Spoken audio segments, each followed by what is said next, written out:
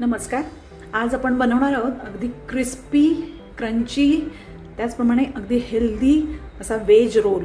अतिशय सोपा आणि झटपट होणारा आहे, तेवढाच हेल्दी पण आहे. वेज रोलसाठी आपण एक स्टफिंग बनवून घेणार आहोत. इथे आपण 1 चमचा तेल घेऊया आणि 1 चमचा बटर घ्यायचे. पूर्ण तेल सुद्धा घेतलं तरी चालेल, पण बटरमुळे त्याला जास्त छान टेस्ट येते. आता यात घालायचं आहे थोडंसं चॉप केलेलं आलं, लसूण आणि मिरची. हे थोडं परतून घ्यायचं आहे, म्हणजे कच्चा वास घेतला जाईल.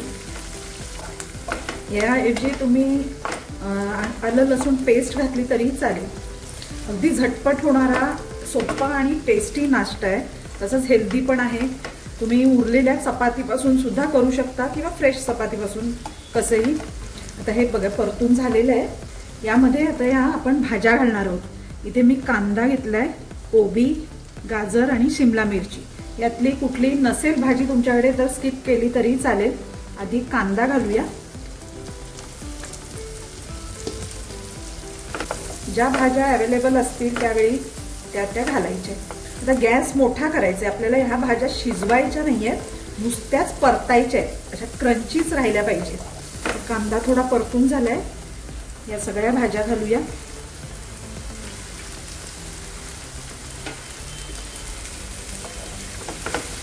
गॅस मोठा ठेवूनच परतायच्या आहेत, म्हणजे टॉस करायच्या आहेत ऍक्च्युली. आता यात घालूया चवीपुरतं मीठ, थोडेसे चिली फ्लेक्स घालणार आहे मी, रेड चिली फ्लेक्स. झाकण ठेवायचं नाहीये, नाहीतर मग ह्याला पाणी सुटतं. आता यामध्ये मी कुठलेही मसाले असे घालणार नाहीये वेगळे.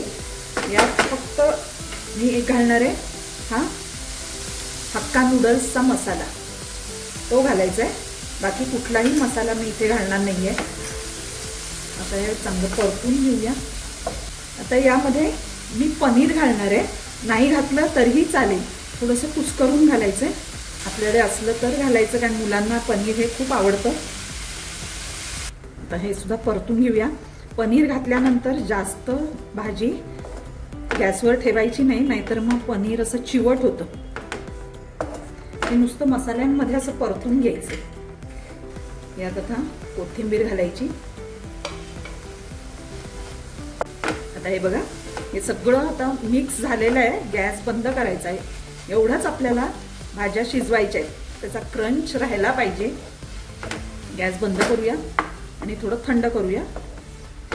आता हे थोडंसं थंड झालेलं आहे. यात आपण घालायचे टोमॅटो सॉस. हे तुम्ही वरून सुद्धा घालू शकता, पण खूप घाईच्या वेळेमध्ये प्रत्येक ह्याच्यावर घालायला त्रासदायक होतं, म्हणून ते आधीच मिक्स केलं तरी चालेल. फक्त गॅसवरून उतरवल्यावरच यात मिक्स करायचे. चला आता आपण रोल करायला घ्यायचे. आता पिठाचा गोळा नेहमीपेक्षा थोडा जाड घ्यायचा आहे. आपण चपातीला घेतो त्यापेक्षा थोडा मोठा घ्यायचा. आता याची अगदी पातळ चपाती करूया. आता हे बघा, आपण चपाती लाटून झाली आहे. याला तेल लावून घ्यायचंय. वरून थोडंसं पीठ घालूया. आता याची आपल्याला अशी पंखा असतो तशी घडी घालायची.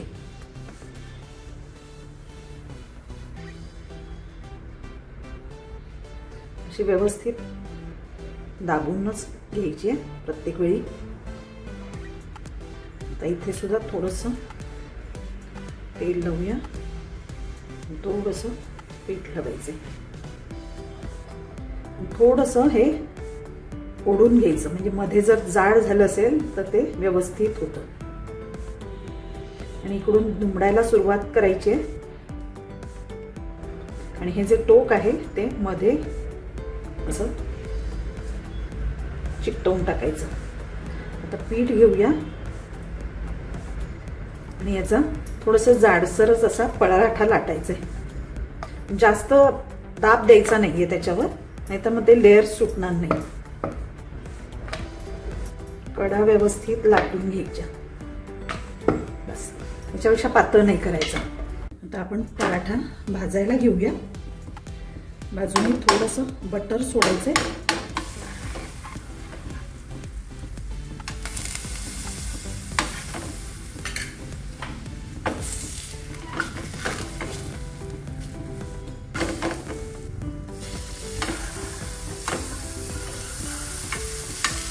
तुम्ही नुसते साधी चपाती सुद्धा घडीची करू शकता. पराठाच करायला पाहिजे असं काही नाही आहे, कारण साध्या आपल्या घडीच्या चपातीला सुद्धा छान असे लेयर्स येतात. आता ह्याची एक बाजू व्यवस्थित भाजून घ्यायची आहे. जी आतली बाजू आहे ती चांगली भाजून घ्यायची.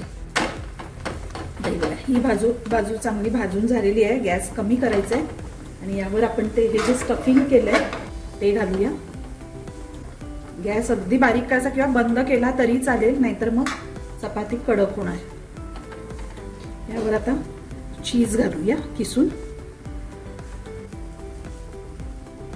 आणि आता हे दुमडून घेऊया.